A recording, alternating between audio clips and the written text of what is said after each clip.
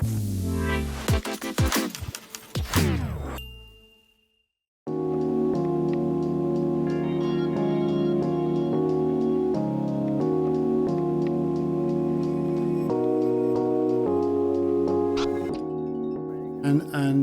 thank him for that very interesting and very lucidly presented account of the issues discussed. And I'd like to now invite questions from the audience for Professor Craig. If you have a question, we're going to start with members of the audience here on site. If you have a question for Professor Craig, I'd like to invite you to come up and place it to him yourself so that he can see you as well as hear you. Please keep your questions simple and short. A question is not the same as a mini lecture. So we'll take it from there. So Professor Swinburne is going to come to pose a question. Thank you, Bill. Very clear. Thank you. I wonder if you could, getting away from the particular biblical context, give me your theory of punishment as such, purely in the civil context, in the human context. I think you would agree that it's only if people do wrong that they should be punished. Yes. And that wrongdoing is a necessary condition of punishment. But do you hold that it is a sufficient condition? That is to say, my view is that wrongdoing gives the authority, it might be a parent over a child or a state over a citizen, gives the authority the right to punish. And as you say, that punishment is in part at least retributive. But does it give it the obligation to punish? And I don't think it does. That is to say, I cannot see how me doing wrong imposes an obligation on the person I have wronged. The victim, and we can in a civil society, the victim is not authorized to exert punishment himself. He gives the right to punish to the state, and the state on his behalf has the right to punish. But does it have the obligation to punish? I don't think it does. And if we get away from the state situation and just think of the parent and the child does wrong, that gives the right to punish him to the parent. But does that give the parent the obligation to punish? I think that would be rather odd, because how come one person's wrongdoing, wronging somebody, impose an obligation on them?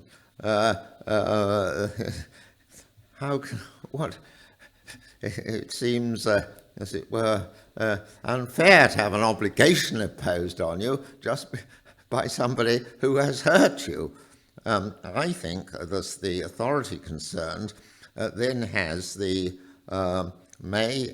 has the right to punish, but not the obligation to punish. Now, how do you react to that? Well, what you've described, Richard, I think, is negative retributivism, namely that the innocent should not be punished, so that it's a necessary condition of just punishment that the wrongdoer deserve it. But I am advocating for a theory of positive retributivism, which would say that the guilty should be punished precisely because they deserve it. And that's what warrants the state to impose harsh treatment upon its citizens, namely they deserve it, and therefore punishment is an actual good. Now, in cases like parental discipline, or in cases where the imposition of punishment on a wrongdoer in civil society would create greater wrongs, then I think those demands can be waived. But this occasions a really interesting dilemma, I think, for God, because if God is perfectly just and essentially just, as I think he is, and as I think the Bible teaches, then God faces what's been called the dilemma of the merciful judge. Namely, if the judge shows genuine mercy to the wronged person before his bar, then he does not act in accordance with the strict demands of justice. On the other hand, if he acts in accord with the strict demand of justice, then he's not really being merciful if he imposes a light punishment. And so in civil society and family and so forth, these sorts of factors play off against each other. But in the case of God, it seems to me that God finds himself in a situation where he is essentially loving, he is essentially just, and that neither of these attributes of God can be compromised. And so the question is, how can God be perfectly just and yet at the same time perfectly loving and merciful? And I think that that's the genius of the cross. And so I defend a penal substitutionary view of Christ's atonement, whereby the demands of God's justice and the demands of his love are both fully discharged at the cross. At the cross, we see God's tremendous love for mankind as he himself voluntarily takes upon himself the punishment for sin that we deserved, but we also see the demands of God's justice fully met, because every sin does receive its just desert. It simply does so in the person of Christ rather than in our proper persons. So I do think that the demands of positive retributive justice do need to be met. Now, I wouldn't want to cash that out in terms of saying God is obligated to do something, because I'm inclined to the view of divine command morality that God doesn't have obligations to fulfill, because obligations arise from divine commands and God doesn't issue commands to himself. Rather, I would say that he must discharge the demands of positive retributive justice in consistency with his own perfectly just and holy nature, so that it's not a matter of discharging obligations or duties on God's part, but it is a matter of acting consistently with his own nature. Yes, well, I won't go on talking, but my point was that justice consists in punishing only those who have done wrong. Get away from the state situation, because that's a situation where the state is really acting on behalf of the victim and doesn't have, and is bound by certain laws as to which punishments it can or cannot give. But if you get to a parent-child situation where the state is not involved in so on, a just father is someone who doesn't punish children unless they deserve it. But he's that's negative retributivism. But he is nonetheless, he has fulfilled his justice, if that is the case. Otherwise, you are saying he does not have the right to be merciful. Now, going to the God situation, you are saying that God doesn't have the right to be merciful. And that seems to me a complete denial of a lot of things in Scripture. Certainly, that if that were my position, that would be anti-biblical. And that is because your position is due to your particular views on divine obligations. And if you accept independent that there are, whether God has obligations or not, is not simply the result of God's choice, then it seems to me that he does not have an obligation to be merciful, to punish, but it's up to him to punish. And otherwise you deny him the possibility of mercy. Yes, Professor Craig, as the chair of this session, I think I'd like to invite you just to give one last brief response Yes. to Professor Swinburne, and then we will move on to the next question. Very good. In my book on atonement and the death of Christ, I argue that God is merciful, even though he punishes every sin, in that he voluntarily bears that punishment for us in our place. And therefore, he is merciful as well as perfectly just. Now, I have a different view of the atonement than Professor Swinburne, but I would invite you to take a look at the book and see if I make a good case for a theory of the atonement that includes penal substitution as a central facet. Thank you very much indeed. Father Poznański, would you like to come here and ask your question?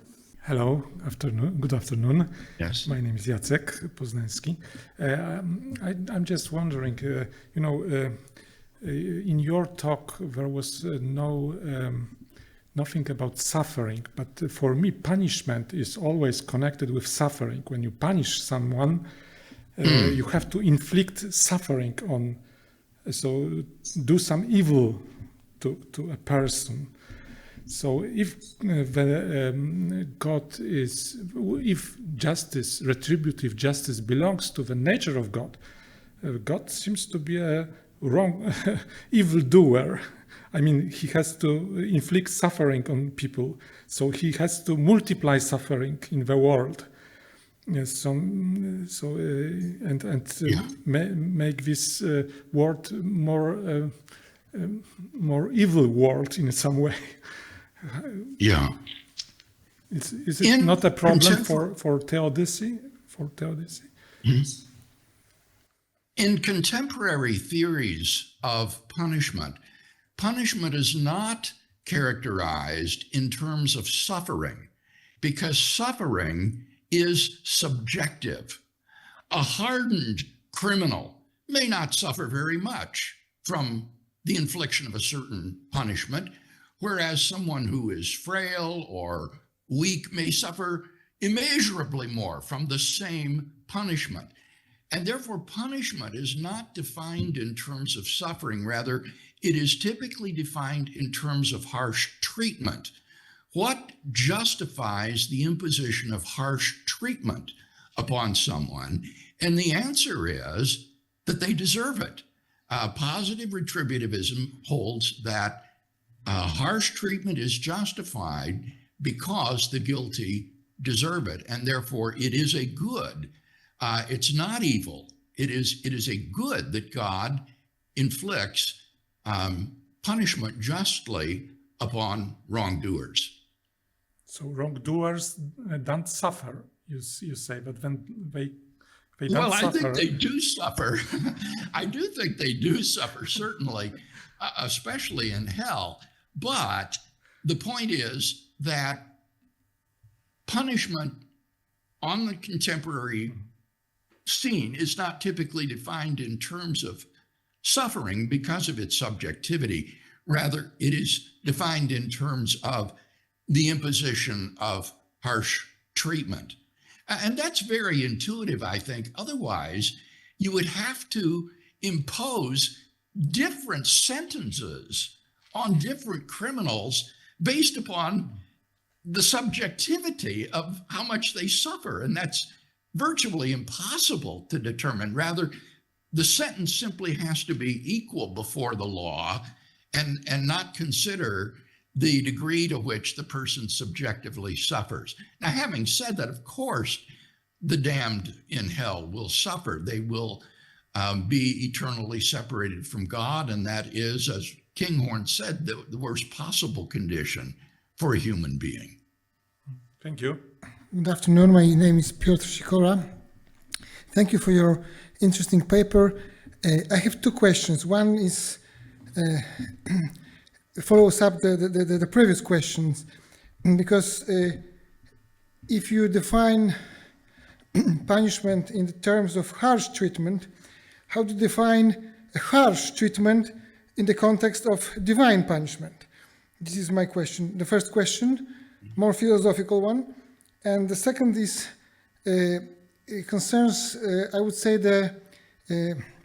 some presuppositions of your paper, namely the view that there is such a thing as one biblical view of something, of divine justice, of punishment, and so on. I think for a philosopher it is not obvious, because the Bible consists of many books written in very long history, and it is not obvious that in those books we can find one view of, for example, justice, suffering, or any other concepts important for your paper. So my second question concerns this presupposition that there is, I ask as a philosopher, not as a theologian or believer, in which you can say that this is some belief of the church, that there is one consistent biblical view. As a philosopher, I must ask, what are the arguments, what are the reasons for such a view? So these two questions. The first about harsh treatment, and second biblical narrative. Let me take them in reverse order. My position in the paper was carefully nuanced. I did not say that the Bible has a single theory of punishment, or that God's punishment of the wicked is exclusively retributive. But what I argued instead is that in light of the biblical data, retributive justice significantly plays a role in divine justice, that God's justice, however complex or multifaceted, does include retributivism as an important component. And I think that's clear right from the beginning of Scripture in the story of the fall, where you remember I described how the death penalty or death sentence is imposed on Adam and Eve, and that legal language appears then throughout the remainder of the Pentateuch, and then on into the New Testament, especially in Paul's forensic terminology, the language of retribution, punishment, vengeance goes right through Scripture. So I think that we have to say that if we take Scripture seriously, we must agree that God's justice is in some significant measure retributive.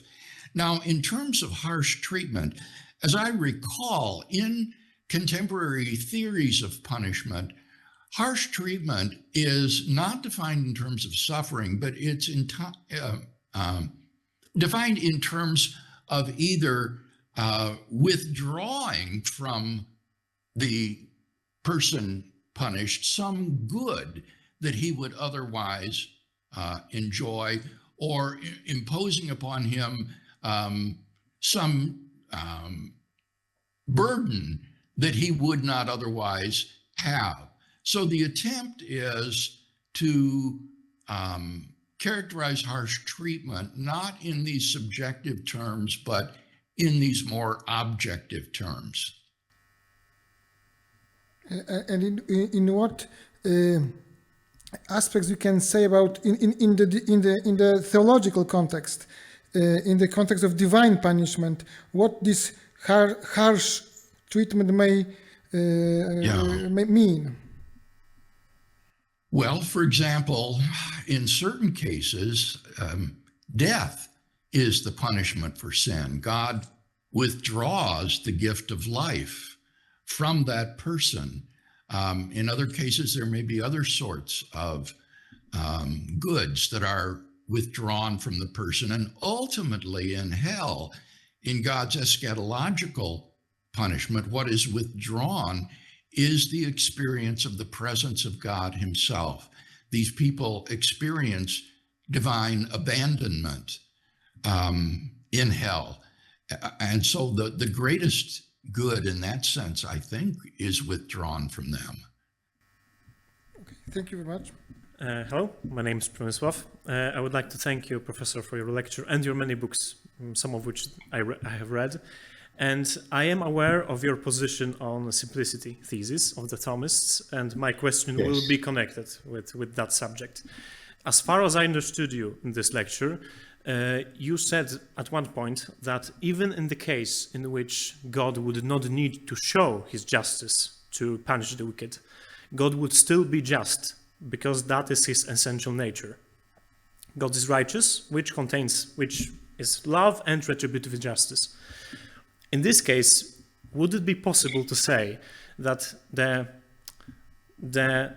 standard approach to a man who is not wicked would be an approach of love, and only in the case in which the man becomes wicked, God's justice shows? So in a way, God's justice prevails or wins with God's love or mercy in certain cases.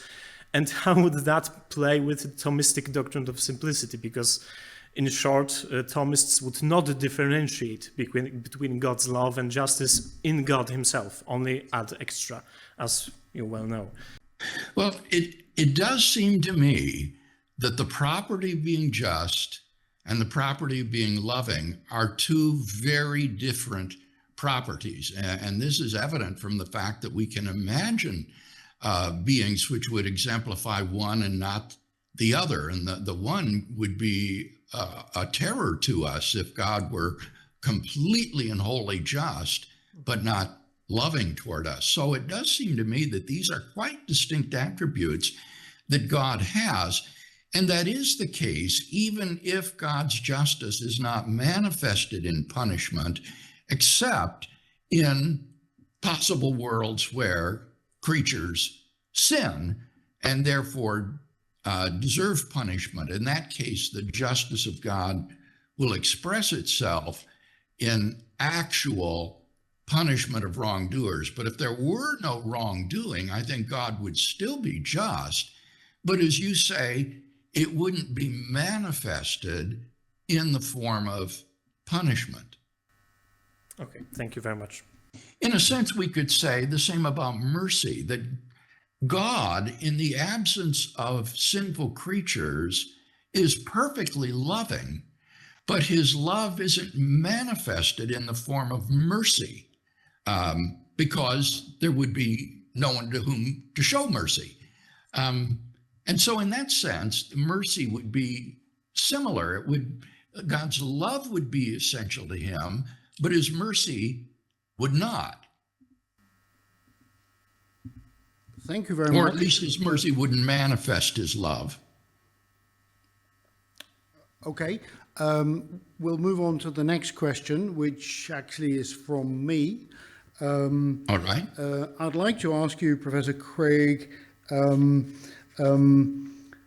what would it mean if God did something which we perceived to be unjust? Would that entail a redefinition of our notion of what is just or unjust, because we are somehow committed to the idea that what God does defines what counts as just? Or would we have to take some other position on that? Is the notion of God being just, of God having a just character, metaphysically essential or definitionally essential? Please illuminate. Yes, I think it's metaphysically essential to God that he be morally perfect and therefore perfectly just. And therefore, certain things could not have been commanded by God. For example, that we should hate one another and seek to do one another harm. But I think the lesson of divine command morality is that God can command us to do certain acts which, in the absence of a divine command, if undertaken on our own initiative, would in fact be wrong. But in virtue of his command, they become our moral duties. And the paradigm example of this would be the slaughter of the Canaanite women and children in the Old Testament story of the conquest of Canaan. If Israel had undertaken such acts on its own initiative, they would have been sinful. But given God's command to exterminate anyone who stood in their path and would not leave the land, it became their moral duty to kill those persons. And so for me, the challenge of the story of the conquest of Canaan is to provide an account of God's goodness that would say that the issuing of such a command is consistent with God's perfect love and justice. And I've attempted to do this in a couple of places on our website, reasonablefaith.org, in the questions of the week. But if one could not show that the issuing of such a command is consistent with God's perfectly just and loving nature, then I think we'd have a real defeater on our hands. We'd be in real trouble. Right. Thank you. That's a very interesting answer. We have a question from one of our online participants now. We'll just wait to see. No, to hear. All right. Thank you, Dr. Craig, for your very illuminating talk. My name is Joshua. I'm from Rice University, Houston. My question has to do really kind of on your background theory of your taxonomy of how God's righteousness, at the very beginning, you zeroed in on what you were going to talk about, that it's not what the scriptures refer to as his moral goodness, but something more like his righteousness. But I'm wondering, in your view, where is his moral goodness in relation to his righteousness and his natural or metaphysical goodness? Are these three attributes kind of on the same plane, or is there some type of hierarchical relationship? For example, you could have the view that maybe his natural or metaphysical goodness is more fundamental, and from that flow his moral goodness. And then finally we get to righteousness, which would be kind of the niche of your talk. I'm interested just in your background theory. Sure. Well, I'm very open to alternatives here. One of the surprises of my study of divine goodness was this discovery that the property of goodness in the Old Testament isn't really the property we're looking for, that generally refers to God's generosity or beneficence, that the real property we're looking for is what's called tzedek or dikaiosune, or righteousness.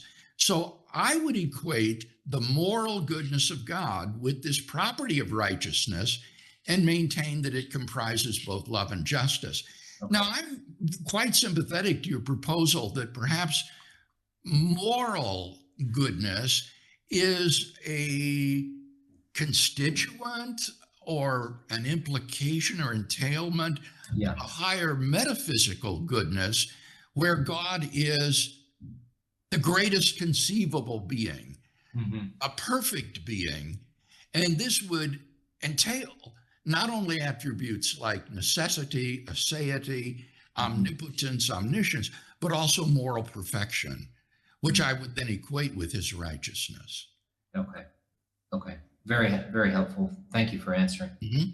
Thank you very much, Professor Craig, for your fascinating lecture and also your equally fascinating responses to our questioners.